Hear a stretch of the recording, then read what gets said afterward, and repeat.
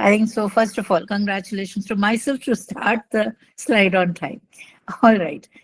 So today we are going to talk about making thinking visible in a classroom, and that too in a math-led classroom.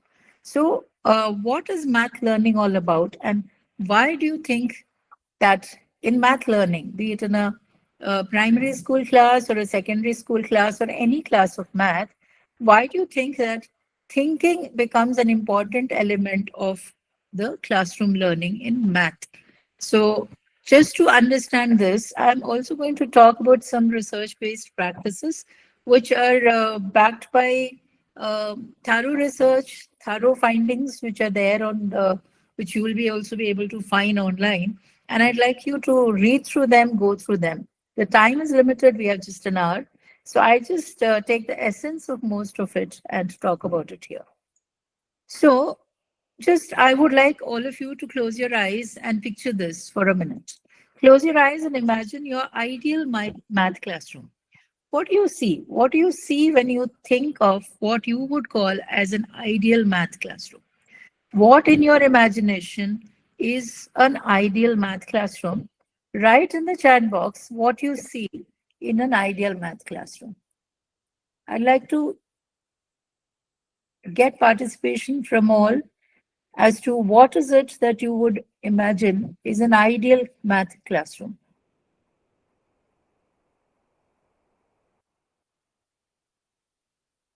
I would like you to talk about.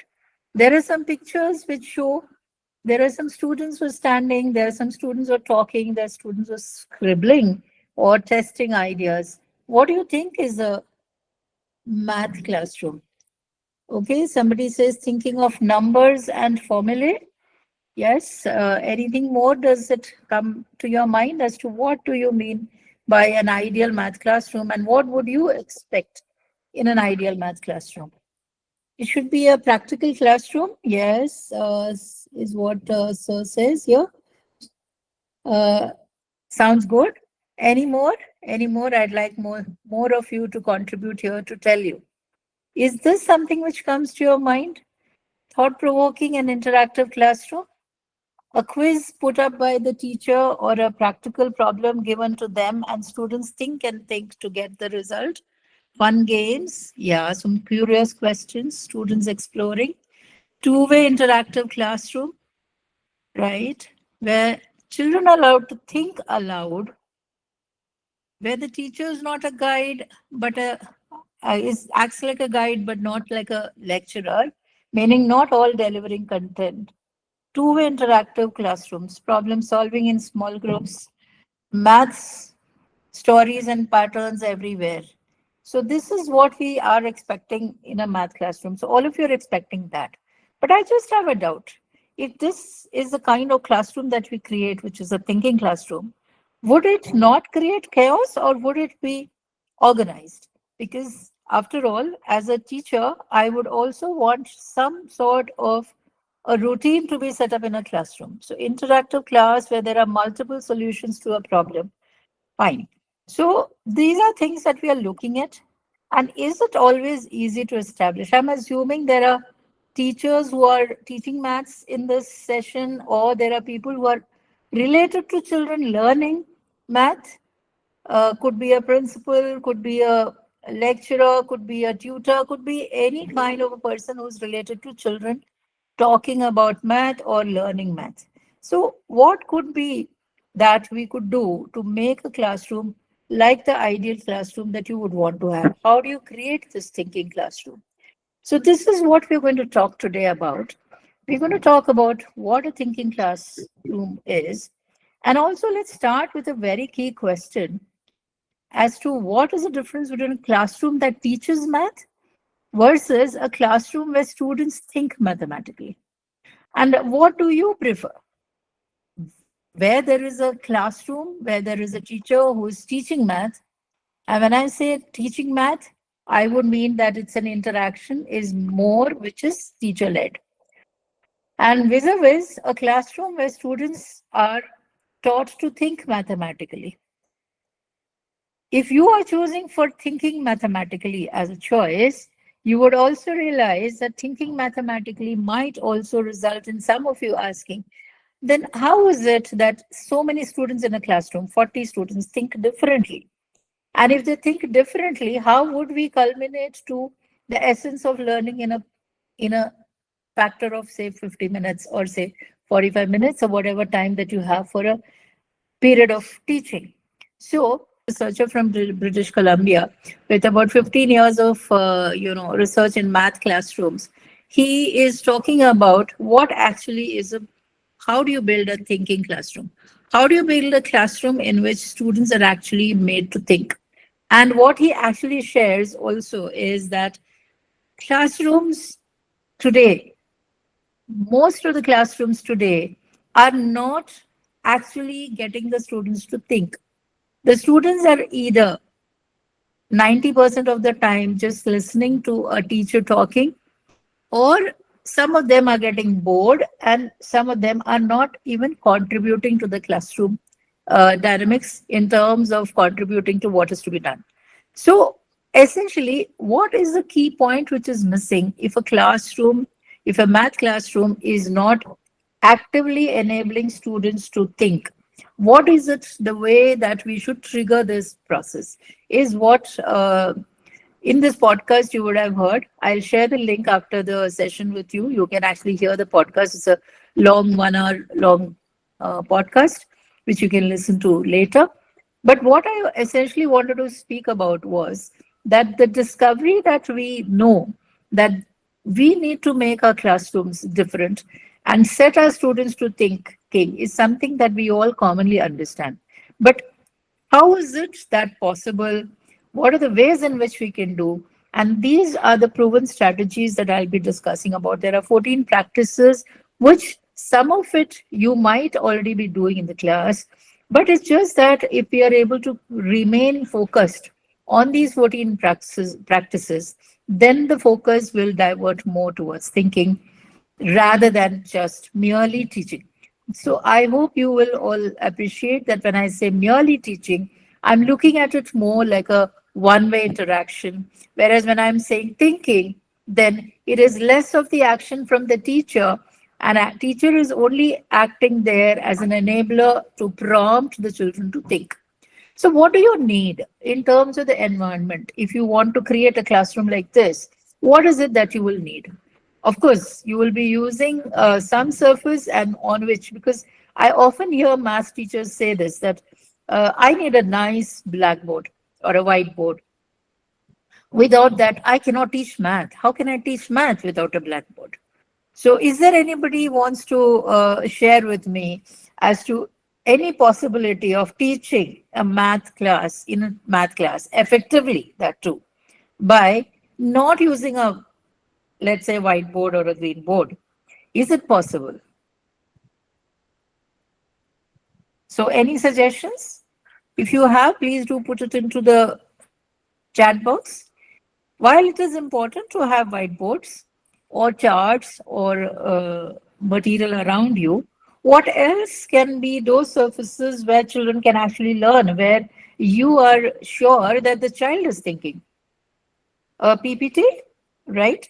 So a teacher says she would use PPT, but even if you use a PPT, where is the guarantee that the children are listening to what you have shown in the PPT or watching what you are showing? A smart board, yes, a smart board to a large extent, but if you have a class of 40 students, how do you think that you will be sure that all the 40 students are actually actively participating in the classroom? I like that. Manisha ma'am says, use the floor, use the playground. Would you like to elaborate a little more? How do I use the floor and a playground? What can I teach? What class are we talking about? Which level and what topic? Group wise activity, that's fantastic. So we can have groups. So when we do groups, what is preferable? Do we do random groups or do we group with certain strategy in mind? So there could be practical activities that we can do. We can allow students to stand and collaborate as well.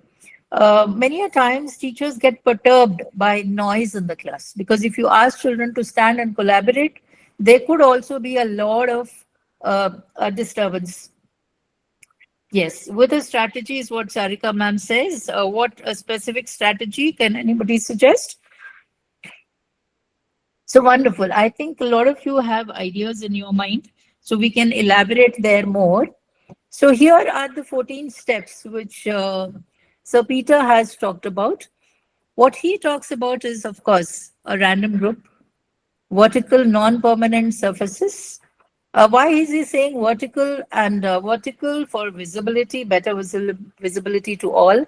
Non-permanent surfaces so that it doesn't become boring. Every day the teacher writes on the whiteboard or a blackboard. I still remember my school times where I had a math teacher who would write from the left, the left end of the top of the blackboard to the right bottom of the blackboard continuously without even blinking his eyes or turning back to us. And he would solve the entire math question. And then once he's done the whole, he would turn around and he'd definitely expect us to have copied down along with him. But do you think that math learning is fun? That kind of math learning is involving me? So, visibly random grouping. And so, this random grouping, when I'm saying the word random, what I mean is I would at times use a certain strategy to group children who have interest in maths, who are passionate about maths, and certain interests who look not so interested into the math problem solving. And I strategize in such a way to group them in different groups. Yes, somebody wants to speak.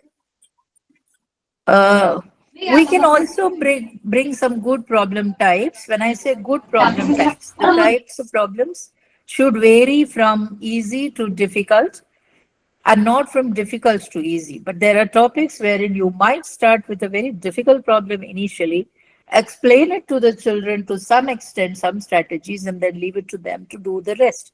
Flow of hints and scaffolding. I hope you understand what you mean by scaffolding. Like you provide in between interim steps and make sure that the child is able to follow those directions. And where students are working visibly, deferred answers are also given to them. There is student autonomy, there is consolidation, there's homework design, and there is assessment practices, notebooks, and questioning and planning and thinking tasks. So if I look at this entire chart, this does not look to be very different from what we normally do. But the essence is that we repeatedly perform these on on a very careful plan in which we make sure that every child is getting involved in it. So the crux of the matter that I'm still particularly talking about is that when I bring from an area where the child is familiar with to a new area, then the children get an opportunity to explore. There could be why questions, there could be how questions in between, where the children are prodded and asked to explain what they understood. A lot of misconceptions can also be cleared when, instead of if the teacher finds a child doing a question in a wrong way, instead of saying that you're wrong, if you ask the child to explain why do you think that that's the way to solve this problem. Now, if that child explains to the whole class that this is the way I'm wanting to solve the problem, very surely you might find the other children helping him to understand the right way as well.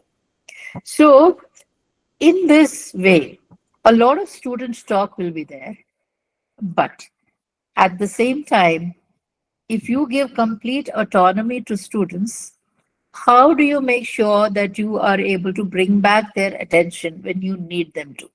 So that is where we always say that as a teacher, मैं एक class में पढ़ा रही हूँ तो मुझे ये भी देखना होगा.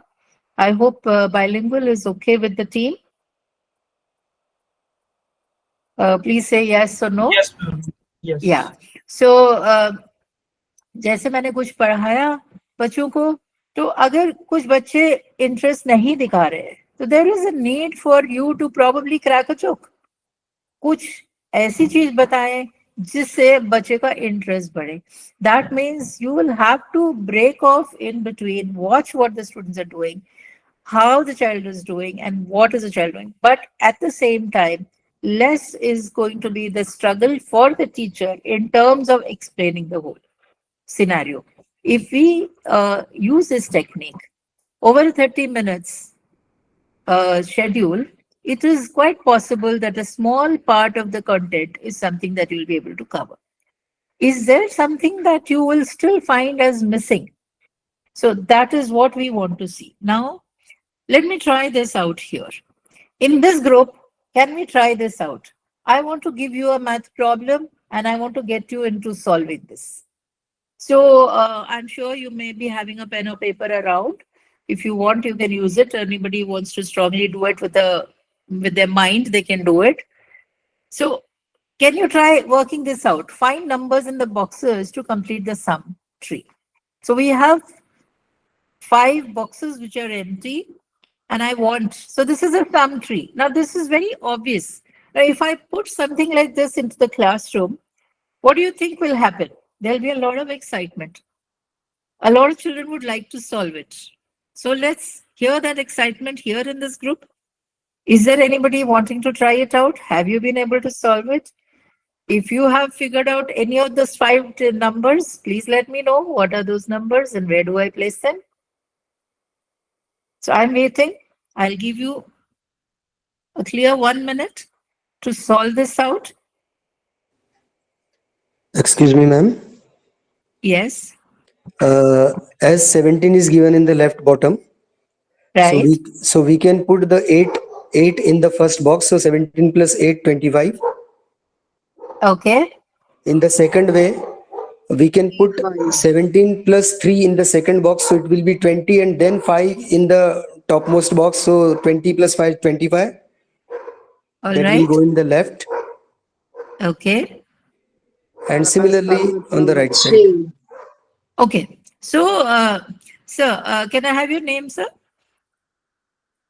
My name is Chandra Telange from Maharashtra Okay. Public School, Sambhajinagar, Right. Maharashtra. So, Chandra, sir, could you write those digits down, the 5 numbers? So, I'll start from the topmost. What is the number that I would want to put in the topmost? And then I'll Uh, read the numbers from the left to the right. Please give me Topmost, the I think numbers. 3. Okay. If I put 3 on the top, all right. I'm just trying. Then from left to right. Meanwhile, if there is anybody who's cracked the code, can also tell me. Ashok sir says 1. 1 should be on the topmost.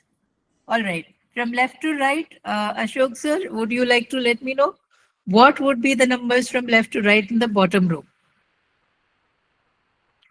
So I'm sure many others are also trying. See, this is right now, since we are not able to group it, let's imagine doing this in a classroom. You can group 3 to 4 children together and get this done in a group. Imagine the kind of, excitement that will build up in the class, and children will learn a lot of team dynamics here. So, has anybody been able to solve this? I hope the instinct is very clear. This number 25 should be the sum of this box on the top and this box, which is on the left extreme corner. 23 should be the sum of this top number. And okay, let me give you a hint. Okay, Ashok sir gives me 1, 8, 7, 2, 11. Okay. 8 plus 7 is not 17, Ashok sir. So, see, 8, 7, 2, and 11. Are they in that sequence in the bottom row? They must add up 8 and 7. If supposing the 2 digits you're saying is on the left too, then they must add up to 17. Okay. Okay, okay. So try it out again, sir. I wrote it a little wrong. Okay, no worries, sir. So that's what I wanted to tell you. Math is about misconceptions. Math is about That's okay. class It's and okay. understanding. It's fine. Right. What is there on top? All So right. on top, So 25 minus okay, 1. can I give you a hint?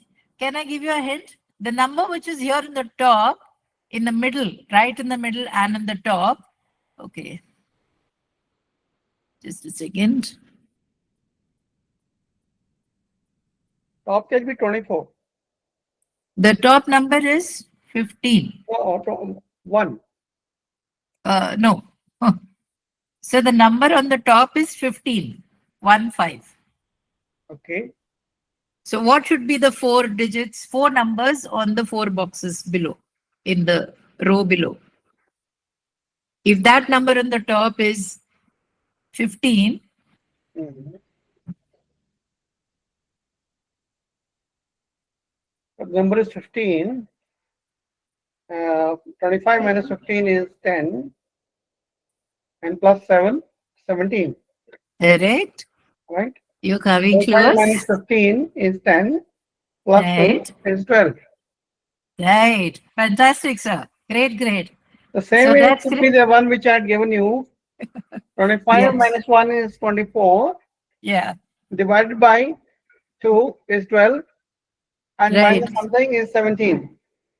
Right. Right. All right. Right. And there, 23 plus 1, I'll put plus there, is 24. Again, I get 12 and 17. Wonderful. Wonderful. All right. So, sir, And just, the one which I've given you, the answer, no? yeah. That is, I think, also right. That's also right. But in that, what is the number on the top you gave me? 9. What is the number which is adding up to the top? See, because I asked you the number which is on the top. 8 plus 7 was not 17. You were adding 8 plus. It's 25 minus 1 and it's 23 plus 1. Okay. So you get 24 years. after Right. itself. 24. Right. And then getting 17 and 12 is no problem. Correct. Correct. Correct. All right. correct. And here there's anyway, there's no problem. 23 minus Right. something is 12. No Okay. problem. Okay. Wonderful. Is there anybody else who would like to share their calculation? So what I wanted to explain by taking this particular example is that, we always talk about going from known to unknown. Not always true. You can even try to go from unknown. This was unknown. It was unknown to many. All that you knew was basic addition, number addition, right? And that it is a sum tree, so therefore it has to be true. The strategies you build yourself. So the different ways in which different groups of students will build strategies will enable to start thinking. So this is the kind of thinking that you want to develop in a classroom. So you must have certain task cards to break the ice in between, to get the students to start thinking, get them to believe that I can do it. Because generally what happens is when there is a math class, there are a lot of students who believe that I can do it. And there are also certain students who believe that I cannot do it. Math is not for me. So that is the misconception that we have to remove. That is the mind that we have to declutter. And that is the way we go to thinking classrooms. So these are books which have been written by Peter Liljedahl, who is the author of these strategies, the 14 strategies that I talked about, and he talks about how you can modify your class. So I'd invite you to look at these books are even available on Amazon, and you can even look at. So he also talks about 3 math beliefs. What are these 3 math beliefs? I'm sure it's something that we all talk about quite. So what he says that the 3 math beliefs, and this is something we also do believe in our classrooms too. There are people who believe that math is essentially a bundle of tools. Let's say like addition, subtraction, multiplication, and when we go more higher classes and abstractness, and then we talk about differentiation or integration or new methodology, all that becomes a set of tools. So that's one way of thinking that math is a lot of tools and therefore math is built on logic. The moment you say that there is some logic, the second belief starts coming into the picture, and the second belief is that math means a lot of formulae, a structured way of thinking, an ideal way of thinking, one step to the next step, and you have to evolve from there. And yes, of course, the usual thinking that we have, that we go from known to the unknown gradually. But really speaking, is that again true?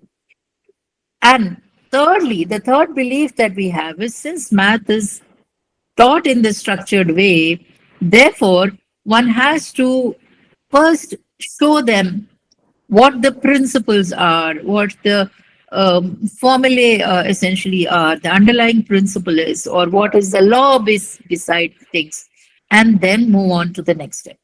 But really speaking, it's not true. And especially in today's classroom. When I say today's classroom is different from the classrooms that we have seen before, because children have a lot of resources with them. Children also find certain things interesting, and they also discover things at their own levels.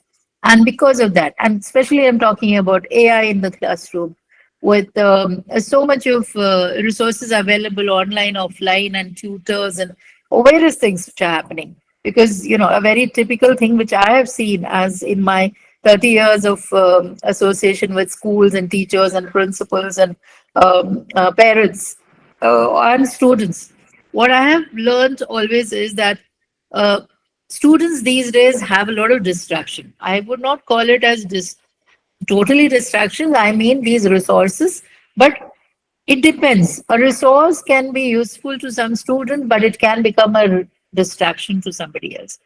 And it's the way you teach the children. So you have to create a culture.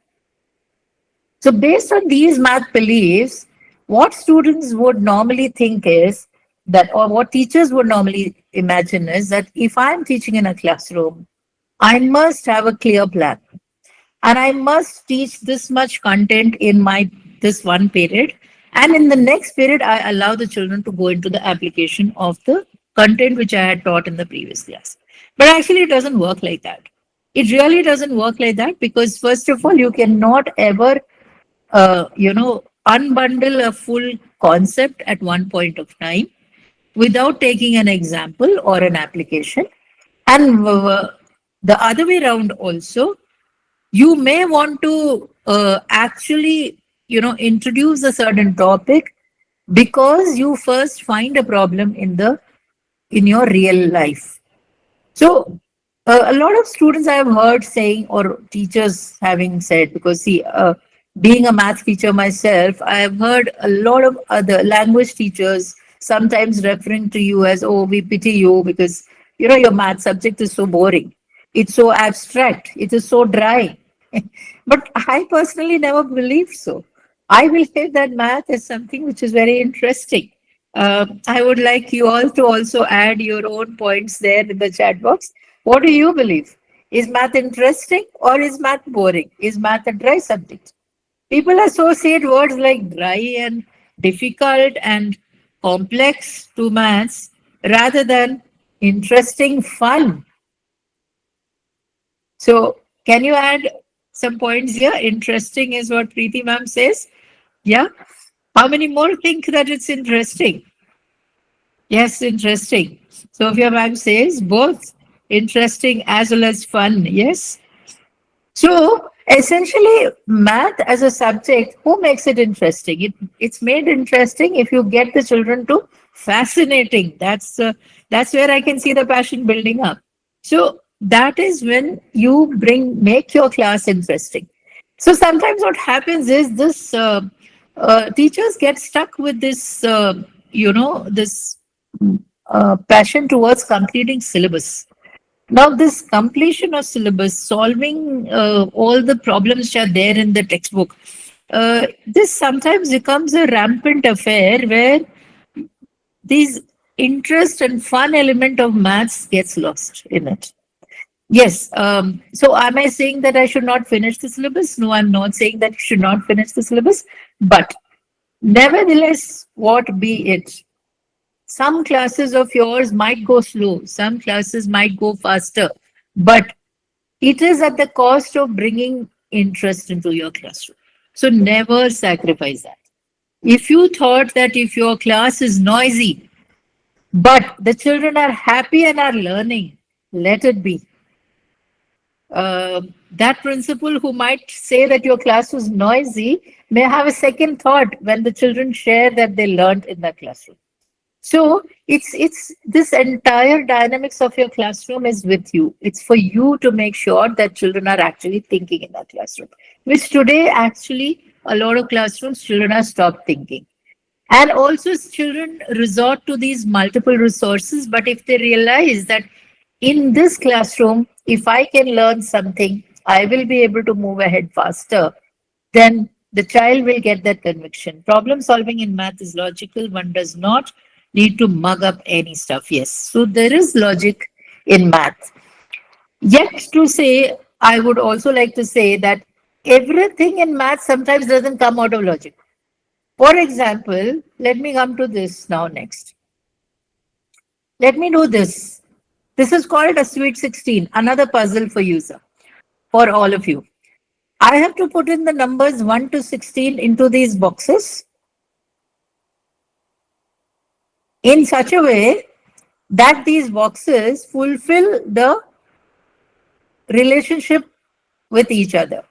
I hope you understand. Two cells are connected if there is an operation between them. For example, in the first row, the first number is given to you as 15. The other two numbers added should give you the result which is in the third row. I can only allow numbers from 1 to be 16, 1 to 16 to be written in these boxes without any repetition. Very simply, it means that 2, 4, and 15 are already written in the boxes. So 2, 4, and 15 are eliminated. The rest of the numbers is what you have to write. There are no decimals you will write. There are no negative numbers that you will write. So based on that, if I try to fill this up, imagine how fun it will be in learning. And this will actually help you to build the logical thinking quick and fast. These kind of little problems, if I use in the class, is there anybody who wants to crack this? Are we trying to do this? Okay, I'll give you some hints. It'll be faster because I'm sure if I leave it to you for about 5 minutes, all of you probably will be able to solve it. But if I have to get it faster done, let me give you some numbers. So I put the 4 corner numbers. On the top right corner, number is 11. Bottom right corner, the number is 8. And bottom left corner is 3.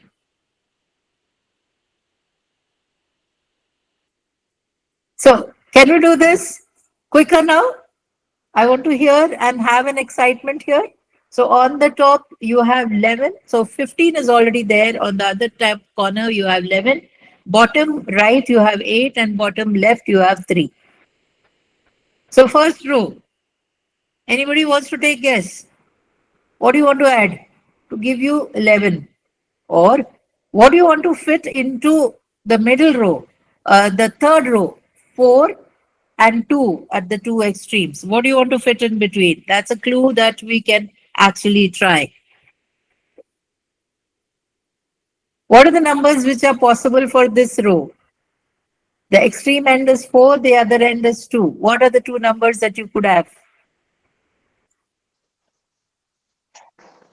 What probabilities do you think are there for these two numbers?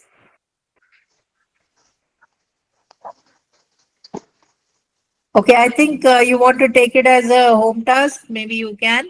So I don't hear the thinking happening in the classroom, because this is what you need to trigger in a classroom. Bring in some more strategies to make sure that the learning is happening within the classroom.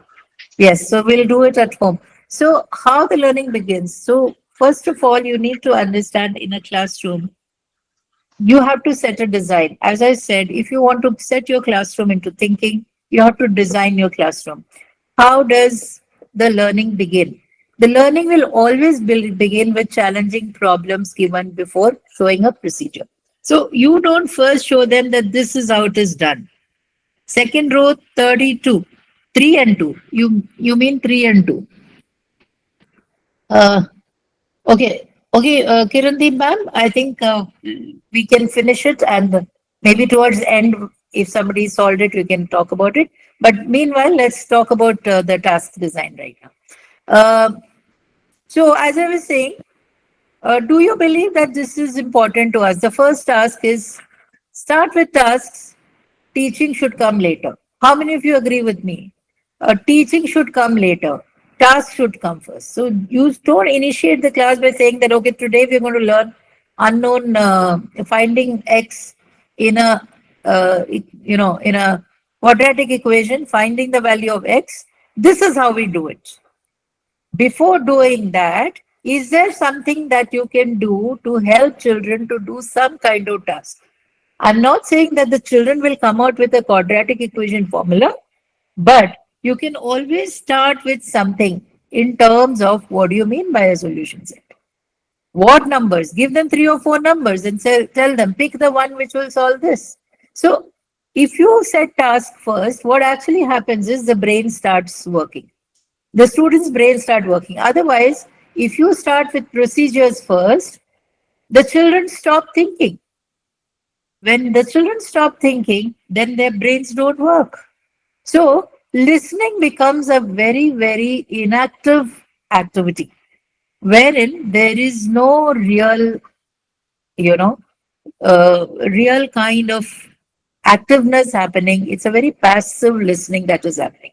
And that is why you will find that math classes become boring and teacher will continue. And when she finishes and reaches towards the end, somebody may start asking, but what was my first step to do? Because the procedures children did not listen to like that. So you have to make it into a task. So math classes should always be task driven. This is what you first step is, very first principle is. Second principle is that you have to start from low floor to high ceiling. Can anybody tell me what do you mean by low floor to high ceiling? What is a low floor task? A simple task, a task which is doable by, let's say, 60% of the classroom. A lot of children are able to do it. So from easy to difficult. So start from easy to difficult, go on to difficult ones. Slowly, steadily, you have to start. So from simple to complex, from known to unknown, from easy to difficult, you start with certain tasks. And while we go, give simple to difficult examples, or rather, why examples should always be a task. I'm not talking about a solved example. We will not show any solved example. We'll talk about giving them a task. Let the expectation is to let the children solve it in whichever way. Some of them may do even hit and trial, which is perfectly all right. Because even hit and trial, later when you explain the procedure to it, the child will make a logic to it. No answers to be given at all. How many of you will agree to this? 30 minutes class, children are doing math. In the end, we will not give answers. We will not give the answers. Let students develop the reasoning and let them check. Let them check that what they solved, is it the right answer? And let them discuss with each other and tell them why I think that you are wrong. So it's not the teacher intervening. Teacher will just moderate the class. So have you seen if you have something like a panel discussion, all experts are sitting, experts are talking, there is a moderator. What is the role of the moderator? The role of the moderator is to convey the audience opinion to the panel and make sure that there is some kind of a discussion which is happening in which the participants, the audience is also kept actually busy. So the same is the policy that we will do in a math classroom. How many of you would say that, yes, I'm ready to take this challenge? So the next maths class that you teach, can you try doing this? 30 minutes class where you are not going to give the answer in the end. You're not going to solve the problem. Like I said, I had these kind of teachers sometimes in school long back where teachers would solve problems for me in the class and I was terribly, terribly bored. Yes, it was an old, traditional classroom, but I had no choice. I had to just sit there and obediently listen to classes. because children had no choice. So the very first thing that we do here is, yeah. So the other thing that also we need to look at is the teacher moves. The students, when they're sitting, even working in groups, you make sure that as a teacher, you're not stuck to the blackboard. Mostly I've seen math teachers are inherently connected and stuck to the blackboard. The reason being that they think that they have to explain it on the board. I've heard many math teachers say this, why, how can I teach mathematics without a blackboard? My blackboard doesn't write properly, so I couldn't teach in today's class. So all these things are going to be outdated statements now. We have to make sure that you are walking around and children are solving in their notebooks and you walk around. You may ask me this, how do I make sure that I am able to attend to all the 40 students? But all the 40 don't go at the same pace. So you will try. And what you can do is facilitate group to group. Create some mini leaders who are able to do something better than the other. Regroup them. That is why I said random groups. Ask why. How do you know this? So these are the kind of questions you will say instead of giving total hint, total giving answers. You give feedback, not fixes. You give feedbacks. Provide feedback that guides thinking rather than providing a step by step solution. You will not give them a full solution. You would basically just give them a feedback, motivating them, saying that yes, you have started, you're on the right track. Even if they are not on the full right track, yes, you have initiated. Think. Look at what you have done. Do you think it works well? So let students struggle productively before offering an instruction. So withhold direct teaching. So if you are able to do these three steps, this is where you will master the art of facilitation. This is my art of facilitation. This is where you are saying teacher is just a guide and teacher is not the sage on the stage. You are not there to give a sermon. You are not there to give the entire methodology. And this is what is being said through all these documents that we are seeing around us. The NEP 2020 is talking about the shift from rote learning to competency-based education. Here is where the competency will be built up. The emphasis which we are giving in the National Curriculum Framework, which has been modified in 2023, is talking about open-ended problems and inquiry-based pedagogy. We are in for what we call as critical thinking and mathematical reasoning. And we are now looking forward to class 10 going to get these competency based board examinations. How do you prepare your children for it? You can only prepare if you have a thinking classroom. The focus has to be on formative assessment. What do I mean by formative assessment? Test it here and there, now and often, very many times. Very, very frequently, please keep assessing formatively and make sure that you are not going to rely on that half yearly examination, which is only going to come after 6 months. So start early, do a testing day to day. Please check what are your students doing. Let it not become a sudden discovery that 10 of my class students will not be able to score beyond 33% marks. That should not come as a shocker to you at a at a half yearly examination or a unit test. It should come to you in your classroom itself. And wait and watch. Well, will the improvement happen or not? So if the teacher is a designer and a facilitator, not an explainer, then all these things will be very, very clearly done. And your NEP 2020, NCF 2023, all these will get implemented into your classrooms. So this is what we actually would talk about in terms of what is a math classroom. I would like to now ask some feedback from the team. Is there something that you would like to talk about? Is there something you want to learn deeper? You can always reach out if you want to learn deeper. How is this happening? How do you create these thinking classrooms? How do you make learning visible? What I'm talking about is making learning visible. And for making learning visible, you have to make thinking happen in the class. If you have thinking happening in the class, then learning will automatically get visible into your classroom. Yes, I'm sure there may be some common barriers which teachers face. Space constraints. You might say that I have a class of 50 students. Children can hardly sit bench to bench. How do I do group activities? There is never a, you know, not possible or an impossible to any task that is given. Even impossible says, I am possible. So, impossible is to be turned into I am possible. You have to make sure that these barriers you have to overcome.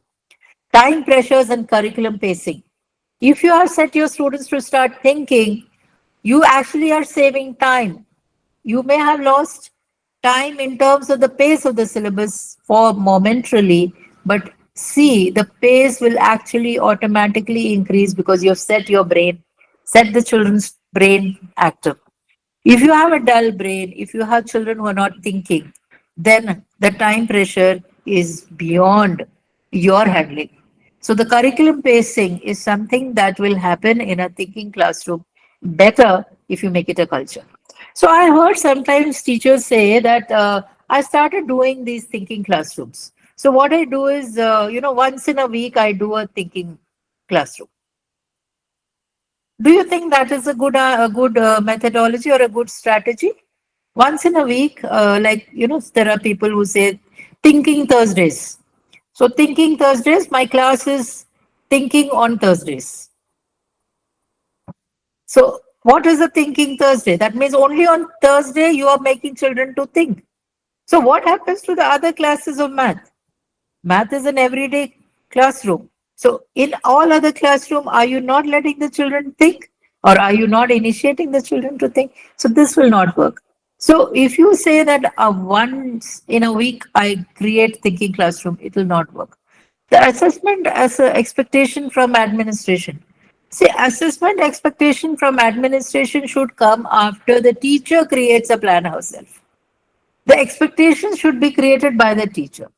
Once the teacher creates a assessment plan, and then the administration's assessment plan will follow. Habit and comfort with traditional methods. Yes, this is the biggest barrier why people don't change. People don't change because it's just convenient not to change. So, if you reflect on these above four things, which barriers do you think are within your control? How might you start small to overcome them? This is something that I want you to reflect on and start changing and your methodology and look at. So in toto, I would say thinking classrooms, therefore, they are not a new curriculum. It's a new culture. It's a new behavior. Today we have seen what research and policy recommend. I've talked about what we got from research and what we have seen that the policies are recommending. What you have to think is how will you keep an action word on your desk as a daily reminder to make sure that my classroom is going to become a thinking classroom? What is it that I'm going to do? Am I going to start getting children to collaborate? Am I going to allow my children to stand up and discuss and debate and have, worthwhile discussions? Are we going to allow experimentation with children? Are we going to allow them to do a new math problem in a new way? And not say that, okay, now let me tell you, this is the standard way of doing. And tell them that this is how you will get marks if you write in the board exam. So those techniques will automatically come to the children. Yes, make all children participate. Wonderful. So these are the things that you will have to look at. If there are any questions that come to your mind, do put in here. I'll try to answer it one by one here if possible. If there are queries more, then we'd like to answer further as well. So any queries, please put in your place here. So do you think it's a possibility? Do you see today's session becoming an daily act for you in your classroom? And these methods that I'm talking about need not work only for a math classroom. It can work for any kind of a classroom. So bringing thinking into classroom is a culture, and making thinking is as a routine is something that was done as a Harvard study. You can look at some keywords I can give you. There is a project called Project Zero, which was done by Harvard, which is talking about thinking classrooms. So how thinking can be made visible. So I will be sharing the link of the videos because there are many podcasts which you can go through. You will understand. You will be able to use them into your classroom to, and there are task cards which can be used, which will be given, which can be used as partly to make your classroom more interesting. So in the chat box, I have shared a YouTube link. This will take you to that slide. This will take you to the podcast where you will get to see. I hope you're able to see the link, the YouTube link. You can copy and paste it with you. Yes, ma'am. Yeah. Thank you so much.